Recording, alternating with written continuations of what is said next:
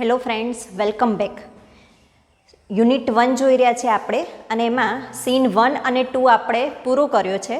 Scene 2માં આપણે જોયું હતું કે અરુણિમા સિન્હા એ હોસ્પિટલમાં છે અને ત્યારે એમના બનેવીએ એમને માઉન્ટ એવરેસ્ટ સર કરવા માટેની ઇન્સ્પિરેશન આપી હતી, પ્રેરણા આપી હતી. અને અરુણિમા સિન્હા હવે માઉન્ટ એવરેસ્ટ ચડવા માટે તૈયાર થઈ ગયા છે. મનથી એમણે ડિસિઝન લઈ દીધું છે કે હા, હું ચડીને જ બતાવીશ. હવે જોઈએ સીન 3 શું થાય છે. ચાલો ફટોફટ જોઈ લઈએ. Scene 3 on 28th February 2012, almost a year after I was pushed out of the train, I set out for the training institute set up by Bachendri Pal near Uttarkashi. હવે એમને અકસ્માતને 1 વર્ષ પૂર્ણ થઈ ગયું છે, તો 1 વર્ષ પછીની વાત છે.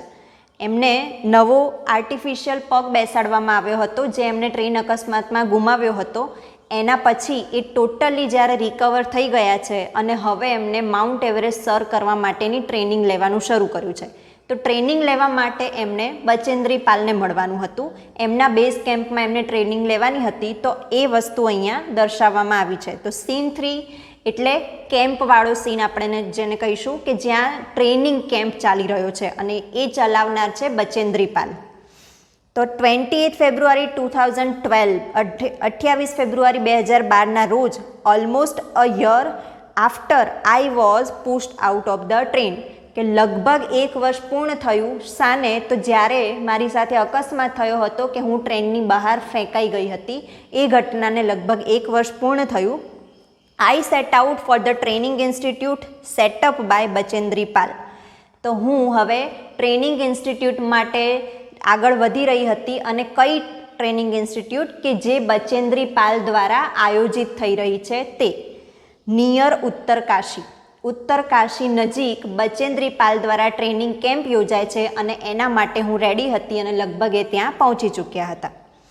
I called up Bachendri Pal to tell her that we had reached Uttarkashi.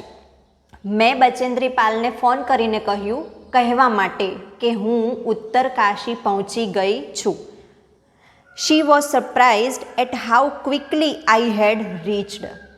અને મેં જેવો ફોન કર્યો તો એમને ખૂબ જ નવાઈ લાગી, ખૂબ જ અચંબો પામ્યા કે હું કેટલી ઝડપથી ઉત્તરકાશી પહોંચી ગઈ હતી. તો અહીંયા ઝડપ એટલે એના જે અકસ્માત પછીનો જે ડ્યુરેશન છે એ ઝડપની વાત છે કે જેની સાથે પગ ગુમાવવા જેવો ઘાતક અકસ્માત થયો છે એ વ્યક્તિ 1 વર્ષની અંદર mentally as well as physically એકદમ ફિટ થઈ ગયા અને હવે ટ્રેનિંગ કેમ્પમાં પહોંચ્યા છે. તો આ વાતથી બચેન્દ્રી પાલ ખૂબ જ ખુશ હતા અને ખૂબ જ આશ્ચર્યચકિત થઈ ગયા કે બહુ ઝડપથી તે અહીંયા આવવાનું નક્કી કરી લીધું. After this my confidence skyrocketed. તો આ જે ઘટના થઈ છે એના પછી કઈ ઘટના કે એમણે જ્યારે બચેન્દ્રી પાલને કોલ કરીને કહ્યું કે હું ઉત્તરકાશી પહોંચી ગઈ છું અને એમની વાતથી બચેન્દ્રી પાલ ખૂબ જ ખુશ થયા.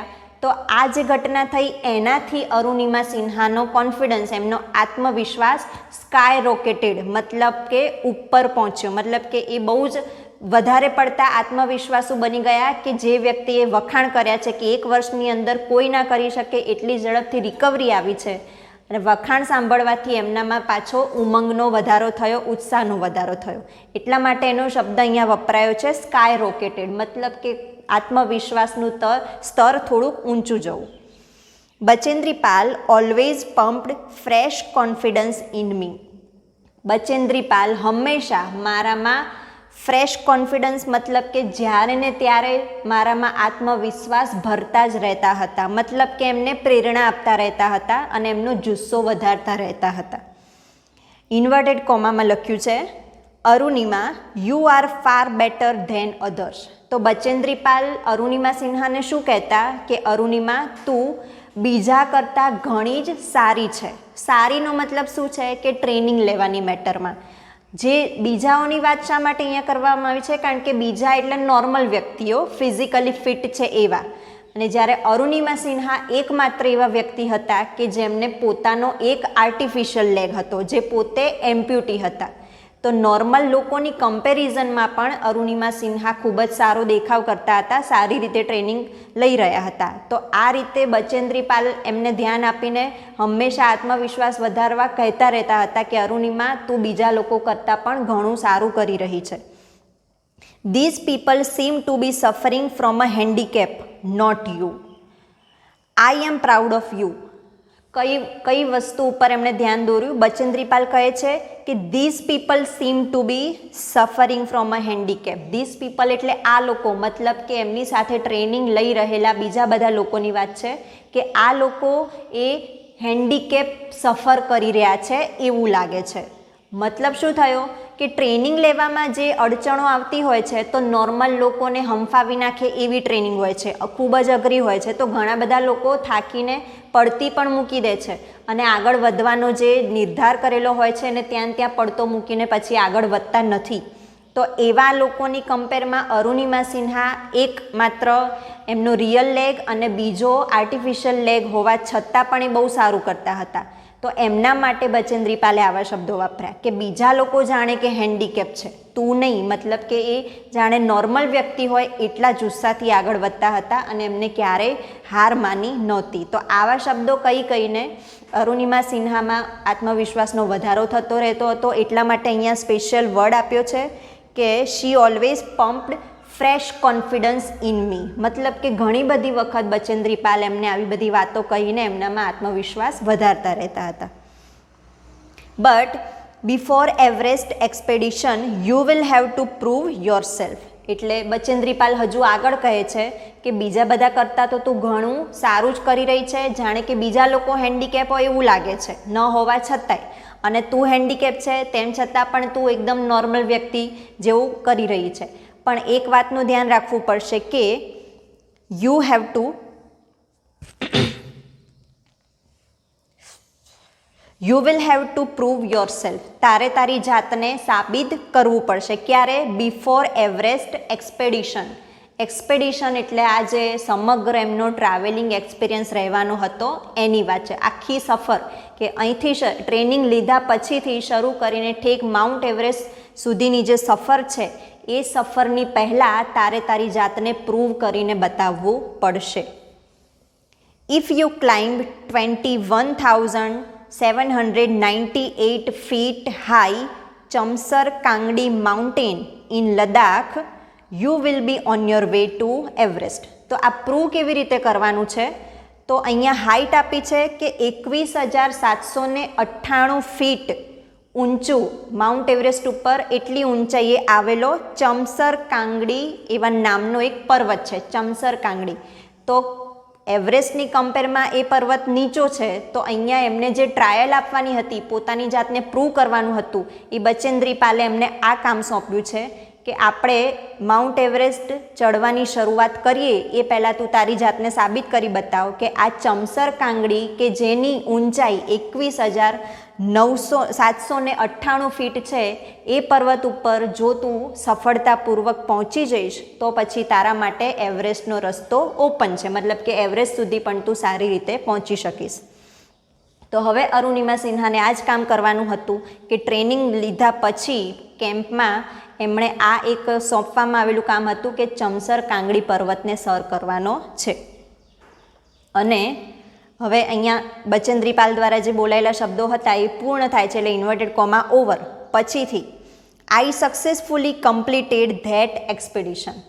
તો એમના કહેવાથી જે કામ કરવાનું હતું એ કામ સંપૂર્ણ થયું અને એ પણ સક્સેસફુલ. મતલબ કે અરુણિમા સિન્હા એ ચમસર કાંગડી નામના પર્વત ઉપર પણ સફળતાથી પહોંચી ચૂક્યા હતા. By the time we reached the base camp situated at 18,000 feet, 16 of the 19 members of the team had retired. તો બહુ જ અચંબો પમાડે એવી વાત તમને જાણવા મળશે અહીંયા કે આ જે ચમસર કાંગડી જે ઓલમોસ્ટ 21,000 ફીટ ઉપર હતું એ જવાનો જે રસ્તો હતો તો એમની સાથે એમના સાથીદારો પણ હતા જે બેઝ કેમ્પમાં જોડાયેલા હતા, બધાને આ કામ કરવાનું હતું. તો કેટલા લોકોનું એમનું ગ્રુપ હતું? લગભગ 19 મેમ્બર્સ, 19 જણનું ગ્રુપ હતું. એમાંથી 16 ઓફ ધ 19 એટલે કે 16 જણ જે હતા એમાંથી રિટાયર થઈ ચૂક્યા હતા. મતલબ કે 19 જણનું ગ્રુપ છે, જેમાંથી એક પોતે એમ્પ્યુટી એવા અરુણિમા સિન્હા છે અને બાકીના બધા 16 જણ જે હતા એ લોકોએ હાર માની લીધી હતી. એટલે જે કમ્પેરેટિવલી આપણે માઉન્ટ એવરેસ્ટની કમ્પેરમાં નાનો પર્વત છે, જે ટ્રાયલ બેઝ ઉપર બચેન્દ્રી પાલે કહ્યું હતું કે જે વ્યક્તિ આ પર્વતને સક્સેસફુલી ચડી શકે છે એ માઉન્ટ એવરેસ્ટ તરફ પ્રયાણ કરી શકે, બીજું કોઈ નહીં. તો એવું 19 જણનું ગ્રુપ સાથે નીકળ્યું હતું, જેમાં અરુણિમા સિન્હા પણ સામેલ હતા. તો 19માંથી 16 જણ તો રિટાયર થઈ ગયા, મતલબ કે 16 જણે હાર માની લીધી અને એ લોકો આગળ વધી શક્યા નહીં. તો બાકી રહ્યા 3 જણ. તો એ 3 જણમાંથી એક અરુણિમા સિન્હા પોતે હતા. તો આ વાત જાણીને આપણને અતિશય નવાઈ લાગે કે એમ્પ્યુટી હોવા છતાં, મતલબ કે હેન્ડીકેપ, એક આર્ટિફિશિયલ પગ હોવા છતાં પણ એ ત્યાં પહોંચી ચૂક્યા, જ્યારે બીજા 16 નોર્મલ માણસો છે, ફિઝિકલી ફિટ છે, એ લોકો પણ ત્યાં પહોંચી શક્યા નહીં. એટલે આના ઉપરથી આપણે શીખ મેળવવાની છે કે ક્યારેય પણ ફિઝિકલી કોઈ પણ પ્રોબ્લેમ હોય તો એ માણસને નડતો નથી. જે છે એ આપણા અંદરની જે શક્તિ છે એના ઉપર આપણું ફોકસ હોવું જોઈએ. જે માણસ જે ધારે એ બધું કરી શકે છે. અરુણિમા સિન્હા આપણા માટે બેસ્ટ એક્ઝામ્પલ છે. Bachendri Pal greeted me at the base camp.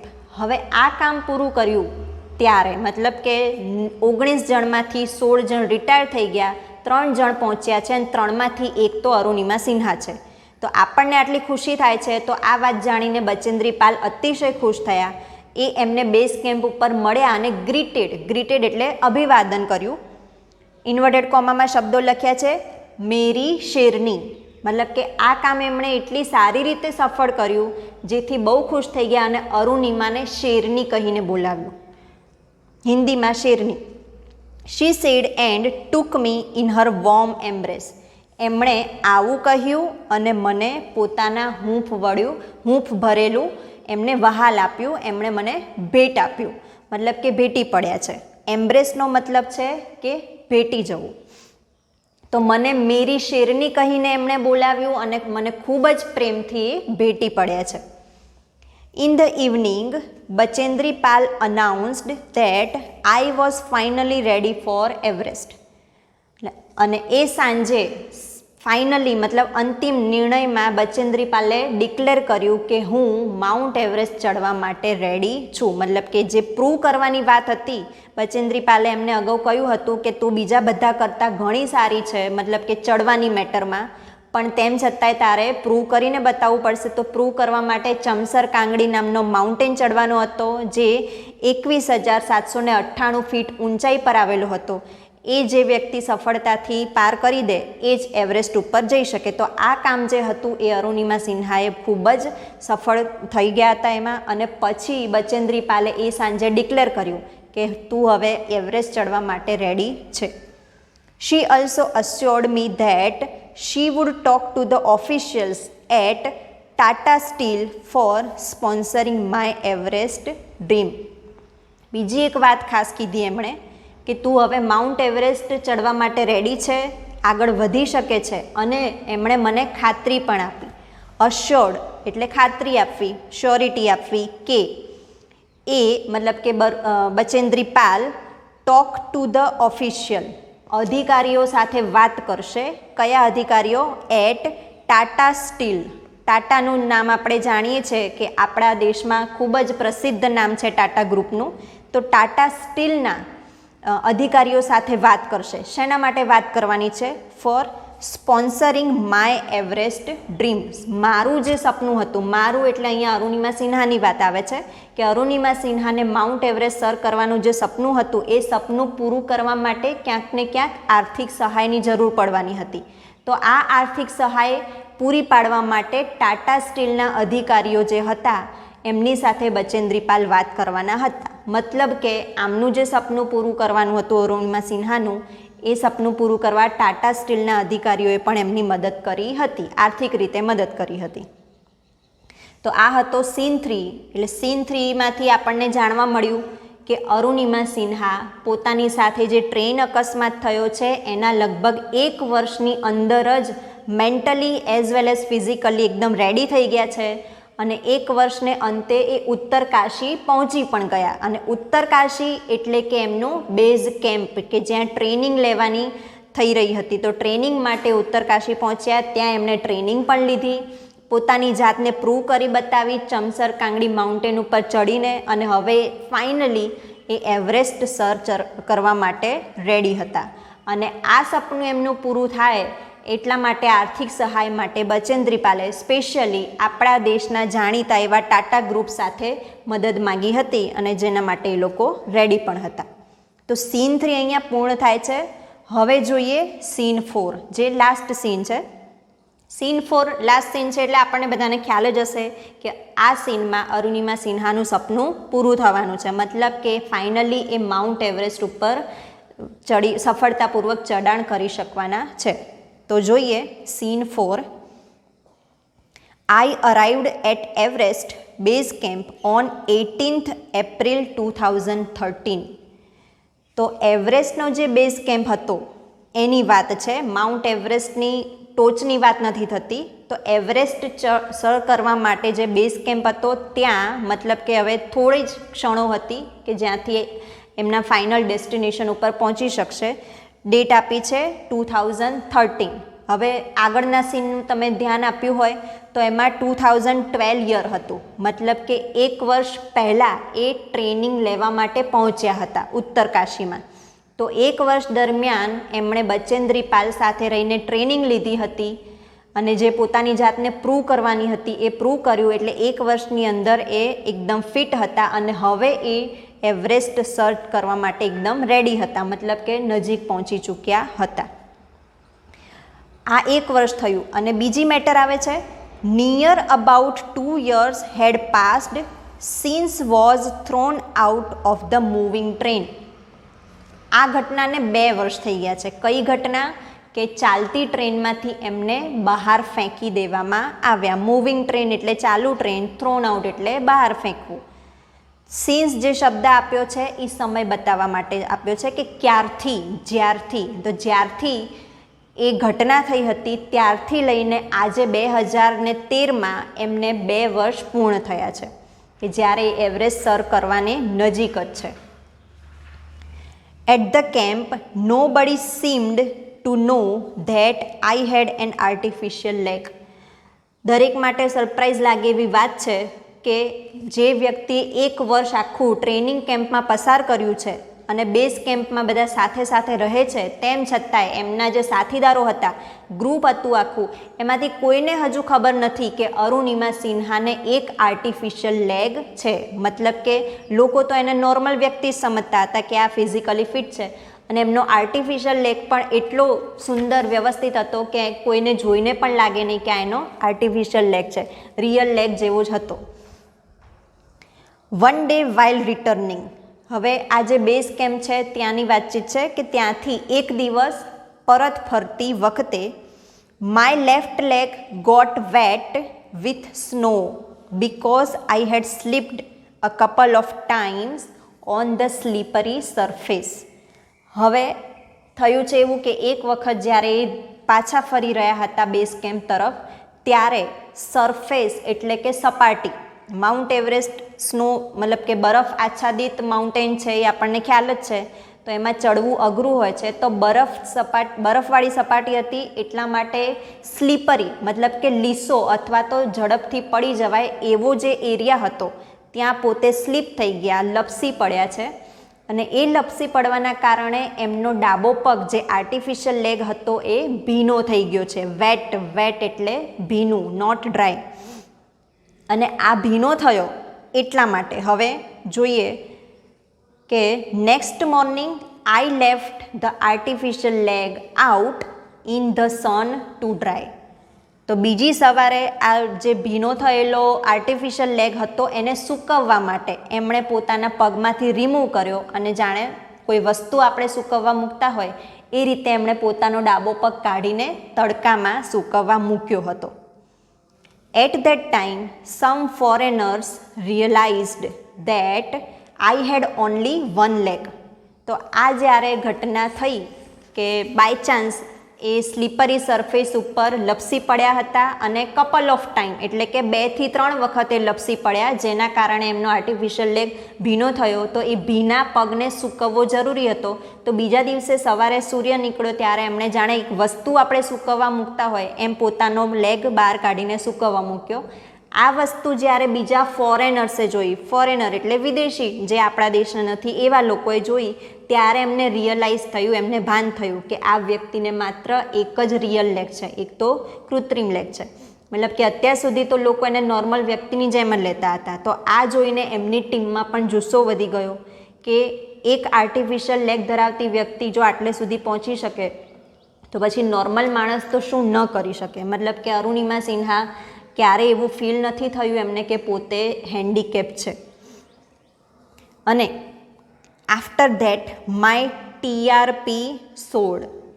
TRP દરેક વ્યક્તિ આ શબ્દથી જાણકાર હશે, ટેલિવિઝન રેટિંગ પોઈન્ટ. એનું ફૂલ ફોર્મ છે, જરા ધ્યાનમાં રાખી લેજો.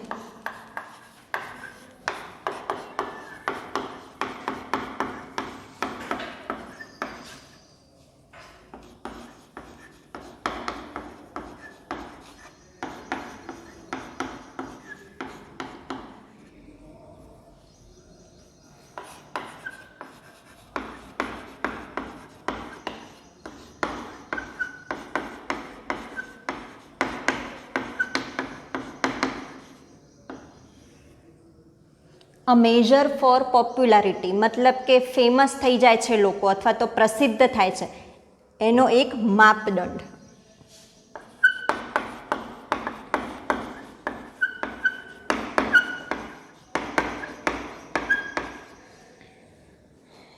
આ નોર્મલ વેમાં કીધું છે. એકચ્યુઅલી ટેલિવિઝન રેટિંગ પોઈન્ટ તો ટેલિવિઝન માટે જ કામ કરે છે, પણ અહીંયા એમને આપણને ટોનમાં કહ્યું છે કે અત્યાર સુધી તો કોઈને ખ્યાલ જ નહોતો કે આ વ્યક્તિ હેન્ડીકેપ છે અને એક આર્ટિફિશિયલ લેગ ધરાવે છે, એટલે એને લોકો નોર્મલ વેમાં જ લેતા હતા. પણ જે દિવસે આ ઘટના ઘડાઈ છે કે એનો એક આર્ટિફિશિયલ લેગ બહાર સૂકવવા મૂક્યો અને લોકોના ધ્યાનમાં આવ્યું, એટલે એ પ્રસિદ્ધ થઈ ગયા, મતલબ કે બધી જગ્યાએ ફેમસ થઈ ગયા. એટલા માટે અરુણિમા સિન્હા થોડું ટોનમાં કહે છે અથવા તો હળવા મૂડમાં કહે છે કે એ દિવસથી મારો ટીઆરપી વધી ગયો, મતલબ કે લોકોના ધ્યાનમાં હું આવી ગઈ અને લોકોના ચર્ચાનો વિષય બની ગયા અને પ્રસિદ્ધ થઈ ગયા આવી રીતે. In my final expedition to Sagarmatha, head of the sea, the local name for the peak of Everest, Nima Kancha was my mountain guide. હવે એમના એવરેસ્ટની સફરની જ વાત કરીએ છીએ કે લગભગ જે ફાઇનલ ટોચ જેને કહેવાય ત્યાં પહોંચવાની તૈયારીમાં જ છે એવા ડેસ્ટિનેશન, એવા એક્સપેડિશન. એક્સપેડિશન એટલે આપણે એને કાઇન્ડ ઓફ ટૂર કહીશું, આપણી સાદી ભાષામાં એને ટૂર કહેવાય. પણ આવી રીતે કોઈ ધ્યેય સાથે જો ટૂર કરીએ છીએ, મતલબ કે લક્ષ્ય સાથે આપણે જો કોઈ જગ્યાએ ફરવા જઈએ છીએ, એને પછી ટૂર ન કહેવાતા એના માટેનો શબ્દ છે એક્સપેડિશન, કે ખાસ મકસદથી આપણે કોઈ જગ્યાએ જઈ રહ્યા છીએ. તો આ એમનું એક્સપેડિશન જ હતું, કારણ કે એમને નિર્ધારિત કરેલો નિર્ણય હતો કે મારે એક પગ હોવા છતાં પણ હું માઉન્ટ એવરેસ્ટ સર કરીશ, એટલે આ એમનું થયું એક્સપેડિશન. તો in my final expedition two સાગરમઠ, મતલબ કે માઉન્ટ એવરેસ્ટ સર કરવાનું છેલ્લું જો કોઈ પીક પ્લેસ હોય તો એનું નામ છે સાગરમઠ. જે શું છે બ્રેકેટમાં તમને આપ્યું છે, head of the sea, the local name for the peak of Everest, કે એ ત્યાંના લોકલ જે લોકો છે એમના દ્વારા એ એવરેસ્ટને નામ આપવામાં આવ્યું છે સાગરમઠ, કે જે હાઈએસ્ટ પ્લેસ ઉપર છે. એટલે ત્યાં સુધી પહોંચી જાઓ એટલે આપણે કહી શકીએ કે માઉન્ટ એવરેસ્ટ સર કરી ચૂક્યા.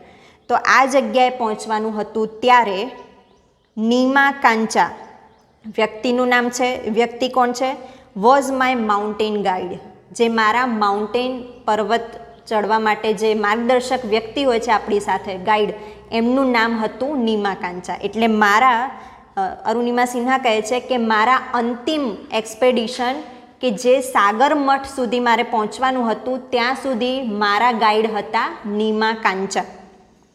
હી was a nice and helpful Nepalese man who use to scold me at times when upset. એ નેપાળના વ્યક્તિ હતા એટલે લખ્યું છે નેપાલીઝ મેન. તો નીમા કાંચા એ નેપાળી વ્યક્તિ હતા હી વોઝ નાઇસ, સારા વ્યક્તિ હતા, એન્ડ હેલ્પફુલ, મદદગાર હતા. હુ યુઝડ ટુ, જે યુઝ ટુ એટલે ટેવાયેલા હતા અથવા તો એમની ટેવ હતી. શેના માટે? To scold me at times when upset, જ્યારે હું અપસેટ થઈ જતી ત્યારે એ મને ઠપકો આપતા. સ્કોલ્ડ એટલે વઢવું અથવા તો ઠપકો આપવો. પણ શા માટે ઠપકો? કે જે વ્યક્તિ આટલે સુધી પહોંચી ગયા છે, હવે માઉન્ટ એવરેસ્ટ સર કરવાના એક જ કદમ દૂર છે, તો હવે અપસેટ થવાની વાત નથી.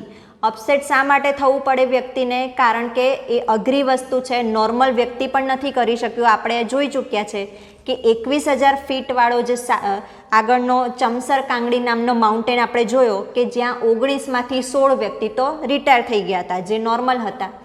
તો પછી આગળ જતાં તો પ્રોબ્લેમ આવવાના જ હતા. તો એ પ્રોબ્લેમને ધ્યાનમાં લઈને અરુણિમા સિન્હા ક્યારેક નિરાશ થઈ જતા, અપસેટ થઈ જતા. તો આ નેપાલી ગાઈડ એમનો જે હતો, નીમા કાંચા વ્યક્તિનું નામ છે, એ ખૂબ જ હેલ્પફુલ હતા, ખૂબ જ સારા વ્યક્તિ હતા. અને અપસેટ થતાં અરુણિમા સિન્હાને હંમેશા ઠપકો આપતા કે અપસેટ થવાની જરૂર નથી, બસ આગળ વધો. The last trek to the peak of Everest began. પીકની મતલબ કે શિખર, અંતિમ શિખર જેને આપણે માઉન્ટ એવરેસ્ટ કહીએ છીએ, એનો ટ્રેક હવે શરૂ થયો. ટ્રેક એટલે રસ્તો. તો અંતિમ શિખરનો રસ્તો હવે શરૂ થયો છે. It was a dangerous narrow path. Narrow એટલે સાંકડું, બહુ પહોળો નહીં. તો ડેન્જરસ હતો, ખતરાથી ભરેલો હતો, જેમાં જાનને જોખમ હતું અને ખૂબ જ સાંકડો રસ્તો હતો. I slipped and fell once. Slip એટલે લપસી પડું. તો આવી જગ્યામાં અરુણિમા કહે છે કે હું એક વખત લપસી પડી અને એકવાર લપસવાને લીધે પડી ગઈ હતી. Even my oxygen was running out. અને આ જે પડવાની ક્રિયા થઈ એ વખતે એમની સાથે જે ઓક્સિજન હતો એ લગભગ વેસ્ટ ગયો, મતલબ કે ઢોળાઈ ગયો એવું આપણે સમજી શકીએ કે એમની રીતે. તો ઓક્સિજન બધાએ પોતાની સાથે રાખવો પડતો હોય છે, જે આપણે જાણીએ છીએ કે એટલી હાઇટ ઉપર પહોંચીએ જ્યાં ઓક્સિજન લેવલ ખૂબ જ નીચું થઈ જાય છે, એટલે ઓક્સિજન પોતાની સાથે જ હોય. હવે લપસી પડવાને કારણે અરુણિમા સિન્હા પડી ગયા અને એમની સાથે રહેલો ઓક્સિજન પણ પડી જવાથી વેસ્ટ જતો રહ્યો.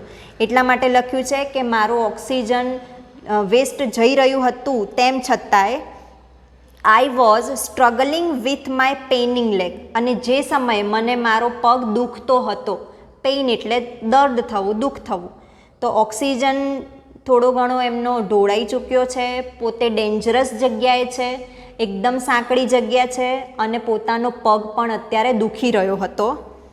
My Sherpa said I must quit. Sherpa નામ આપ્યું છે. શેરપા એટલે આપણે જે અગાઉ નીમા કાંચા નામના વ્યક્તિની વાત કરી એ. લોકલ લેંગ્વેજમાં એને શેરપા કહે છે કે જે માઉન્ટેનિયર કહેવાય છે, જેમને પર્વત ચડવાની ખૂબ જ પ્રેક્ટિસ હોય છે. તો એવા લોકો જ ગાઈડ બની શકે છે. તો અહીંયા એ ગાઈડ નીમા કાંચાને અહીંયા શેરપા કહ્યું છે કે મારા શેરપાએ મને કહ્યું, મતલબ કે નીમા કાંચા સરે એમણે કહ્યું હતું આઈ મસ્ટ ક્વિટ. મસ્ટ એટલે ખૂબ જ ભાર દઈને કે તારે હવે છોડી જ દેવું જોઈએ, કારણ કે તારી હાલત યોગ્ય લાગતી નથી, ઓક્સિજન લેવલ ઓછું છે અને રસ્તો પણ બરોબર નથી અને તારા પગનો દુખાવો અતિશય વધી ગયો છે. ક્વિટ એટલે છોડવું.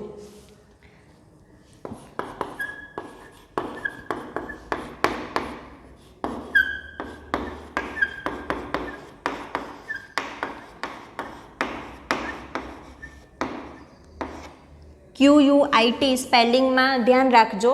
QUIT ક્વિટનો મતલબ થાય છે કે છોડી દેવું, જે કોઈ બી પરિસ્થિતિમાં હોય એ આપણે ત્યાં ને ત્યાં છોડી દેવી. તો શેરપાએ કહ્યું કે તારે હવે છોડી જ દેવું જોઈએ, હવે તારે પાછા ફરી જવું જોઈએ અહીંથી. But I knew that there was no going back. આ શબ્દો ઇમ્પોર્ટન્ટ છે કે અરુણિમા સિન્હા કહે છે કે મારા શેરપાએ તો મારી હાલત જોઈને મને કહ્યું કે તારે આ વસ્તુ છોડી દેવી જોઈએ, હવે અહીંથી પાછા ફરો. જ્યારે મને ખબર હતી, I knew that there was no going back, અહીંથી હવે પાછા જવાનું હતું જ નહીં. મતલબ કે ગમે તે થાય, હું હવે પાછી જઈશ નહીં, ગમે તેટલા પ્રોબ્લેમ આવે તેમ છતાંય. I pushed forward though my Sherpa kept insisting that I should return. હું આગળ ને આગળ જ વધતી રહી. પુશ્ડ ફોરવર્ડ, પોતાની જાતને આગળ ધપાવતી જ રહી. ફોરવર્ડ એટલે આગળની બાજુ. ધો તેમ છતાંય. My Sherpa kept insisting. Insist એટલે થોડું ભારપૂર્વક કહેવું, થોડું પ્રેશર નાખીને કહેવું.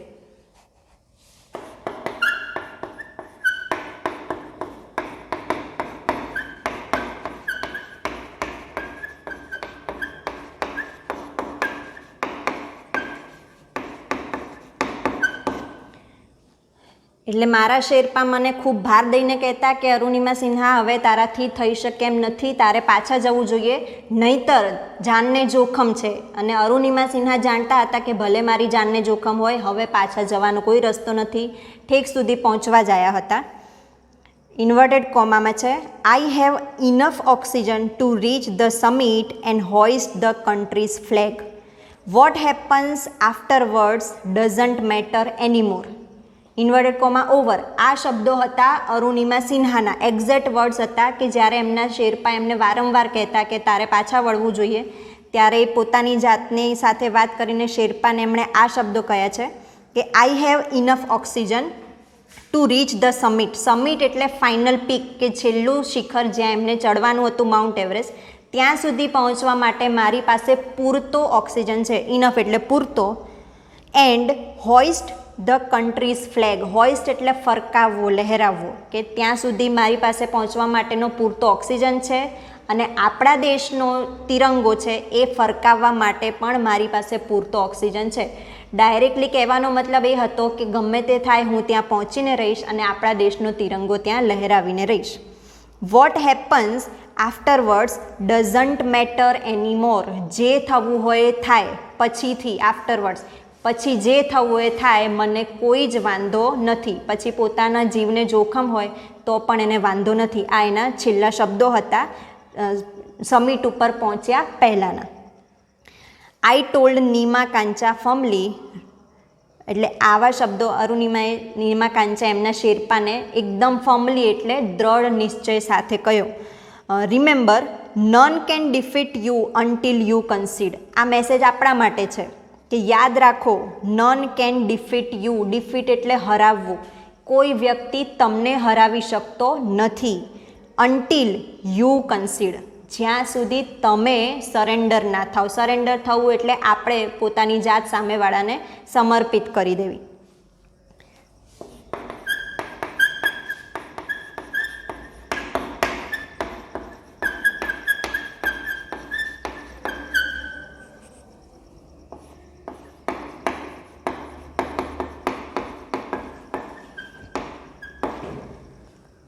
એટલે હારની વાત આવી છે તો અરુણિમા સિન્હા આપણા માટે કહી રહ્યા છે અહીંયા કે યાદ રાખજો, તમને કોઈ હરાવતું નથી જ્યાં સુધી તમે તમારી જાતનું સમર્પણ કરી દેતા નથી. મતલબ તમે જો અંદરથી ઈચ્છો કે ના હું નથી હારવાની તો તમે નહીં જ હારો, પણ તમે જો અંદરથી હારી ચૂક્યા હશો તો પછી કોઈ તમને જીતાડી શકે એમ પણ નથી. Yes, occasional failures will test you but keep trying. હા, આ કઈ અઘરી વસ્તુ છે, સહેલી વસ્તુ નથી. તો હા, પ્રસંગોપાત ફેલ્યોર આવશે, મતલબ કે નિષ્ફળતા તમને ક્યારેક ક્યારેક મળવાની છે.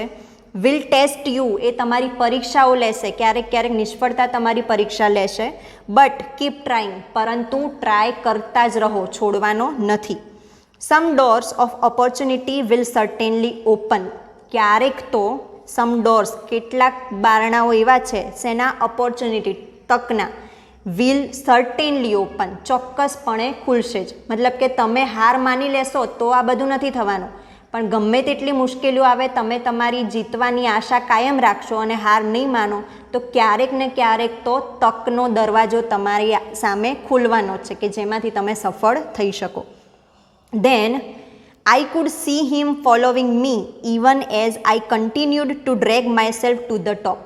આ જે શબ્દો હતા એ અરુણિમા સિન્હા એમના શેરપાને કહી રહ્યા હતા બધું કે, અને પછી એમને આગળ વધવાનું ચાલે જ રાખ્યું અને પછી જોયું કે આઈ કુડ સી હિમ, આપણને કહે છે કે હું એમને જોઈ રહી હતી. ફોલોવિંગ મી, મારી પાછળ એ આવી રહ્યા હતા. Even as I continued to drag myself to the top.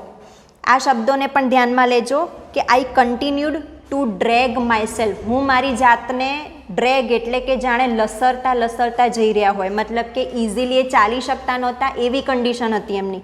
Oxygen level નહોતું એમનું અને એમનો પગમાં અત્યંત દુખાવો થઈ રહ્યો હતો, તો પોતાની જાતને જાણે ઢસડીને લઈ જતા હતા એવી રીતે આગળ વધી જતા હતા અને જોઈ શકતા હતા કે મારી પાછળ શેરપા પણ આવી રહ્યા છે. The drag continued till it finally happened. તો જ્યારે હું ફાઇનલી એવરેસ્ટ પર પહોંચી ત્યાં સુધી drag dash walk dash drag, મતલબ કે થોડો સમય ડ્રેગ કરીને ઘસડાઈને ચાલતા, થોડો સમય વ્યવસ્થિત વોક કરીને ચાલતા, વળી પાછો એમને અત્યંત દુખાવો થતો તો ડ્રેગ કરીને જતા હતા. તો આ રીતે વારંવાર પોતાની ચાલવાની અથવા તો ડ્રેગ કરવાની પોઝિશન બદલતા રહેતા હતા, જ્યાં સુધી એ ફાઇનલી માઉન્ટ એવરેસ્ટ સમિટ પર પહોંચી શક્યા ત્યાં સુધી એમની આ પરિસ્થિતિ હતી.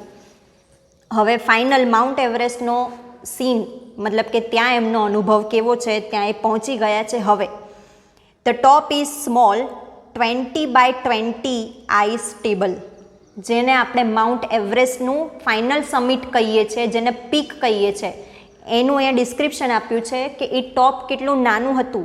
તો 20x20નું જાણે આઈસ ટેબલ હોય, બરફનું ટેબલ હોય એવું દેખાતું હતું માઉન્ટ એવરેસ્ટનું ઊંચામાં ઊંચું શિખર. I saw several flags of various countries fluttering proudly. તો મેં ત્યાં જુદા જુદા દેશોના તિરંગાઓ અથવા તો ધ્વજને જોયા કે જે ગર્વથી લહેરાઈ રહ્યા હતા. ફ્લટરિંગ એટલે લહેરાવું હવામાં. એટલે જેટલા દેશના લોકો ત્યાં આવતા એ બધા પોતાનો ધ્વજ ત્યાં ફરકાવતા હતા. તો આ બધું અરુણિમા સિન્હાના ધ્યાનમાં આવ્યું. I had lived this moment so many times in my mind that I did not have to be told that finally I had arrived. આ જે ક્ષણ હતી, પોતાના શબ્દોમાં આપણને જણાવે છે કે એક્ઝેક્ટલી એ ટોપ ઉપર પહોંચ્યા છે એ ક્ષણને મેં મારા માઇન્ડમાં એટલી બધી વાર જીવી લીધી. મતલબ કે પછી તો દરેકને ખ્યાલ છે કે અહીંયા આવવું કઠિન છે, ફરીથી આવો મોકો મળવાનો નથી, તો મન ભરી લે, આ ક્ષણ માણી લો. એટલા માટે ખાસ અહીંયા એમણે લખ્યું છે કે આ મોમેન્ટને, આ ક્ષણને મેં બહુ બધી વખત મારા માઇન્ડમાં જીવી લીધી. મતલબ કે શાંતિથી એમને મજા લીધી અને એ અનુભવ એમણે લઈ લીધો. I did not have to be told that finally I had arrived. અને હવે મારે કોઈને કહેવાની જરૂર નથી કે હું ફાઇનલી અહીંયા પહોંચી ચૂકી છું. મતલબ કે બધાને ખ્યાલ આવી ગયો કે હું મારું સપનું અહીંયા પૂરું કરી શકી છું. At 10:55 AM on 21st May 2013, I was on the top of the world. તો આ જે ટોપ ઓફ ધ વર્લ્ડ છે, જે આપણા જેવા નોર્મલ લોકો ડે ટુ ડે લાઈફમાં બોલે છે, બહુ ખુશ હોય ને ત્યારે આપણે કહીએ કે I feel that I am on the top of the world. આજે તો મને એવું અનુભવ થાય છે, એવું લાગે છે જાણે કે હું દુનિયાની ટોપ પર હોઉં. પણ અહીંયા તો અરુણિમા સિન્હા ખરેખર દુનિયાની ટોપ ઉપર હતા જ. તો સમય છે 10:55, સવારનો સમય છે, 21મી મે 2013 તારીખ છે. આ થોડું ધ્યાનમાં રાખજો. આ દિવસે 10:55 સમયે હું ખરેખર દુનિયાના ટોપ ઉપર હતી. I felt like dancing, crying and laughing at the same time. અને જે તે વ્યક્તિને પોતાનું લક્ષ્ય પૂરું થાય ત્યારે આ જ અનુભવ હોય છે કે પોતાની અંદરથી એવું થતું હતું જાણે કે હું ડાન્સ કરું, અંદરથી રડવું આવતું હતું ખુશીના માર્યા, અને લાફિંગ, હસવું પણ આવતું હતું. મતલબ કે એક બાજુ ખુશી પણ થઈ હતી, ઇમોશનનું મિક્સઅપ હતું, જે વ્યક્તિને થાય એ જ સમજી શકે. તો અહીંયા એમને ડાન્સિંગ, ક્રાઇંગ, લાફિંગ બધું એક જ સમયે અનુભવ થઈ રહ્યો હતો. My mind was kaleidoscope of emotions. મારું મગજ જાણે કે ઇમોશન્સનું કેલિડોસ્કોપ હતું. આટલા બધા ઇમોશન્સ એકસાથે એ અનુભવી રહ્યા હતા, એટલા માટે કહે છે કે મારું માઇન્ડ જાણે કે લાગણીઓનું કેલિડોસ્કોપ હોય.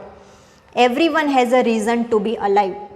હવે ધ્યાનથી સમજજો, એમનો મેસેજ છે આપણા માટે કે એવરી વનને, દરેક વ્યક્તિને જીવવા માટેનું એક કારણ હોય છે, જીવતા રહેવા માટેનું. અહીંયા છે ટુ બી અલાઇવ, કે એ પણ લગભગ મૃત્યુની તૈયારીમાં જ હતા, એવી એમને જીવનમાં ક્ષણ જીવી છે. તેમ છતાં પણ એમની જે જીવવાની ઈચ્છા હતી એના કારણે મૃત્યુમાંથી તો બહાર આવ્યા, સાથોસાથ નોર્મલ માણસ જીવે એવી જિંદગી જીવવા લાગ્યા, અને નોર્મલ માણસ પણ ન કરી શકે એવું લક્ષ્ય એમણે પાર કરીને બતાવ્યું છે.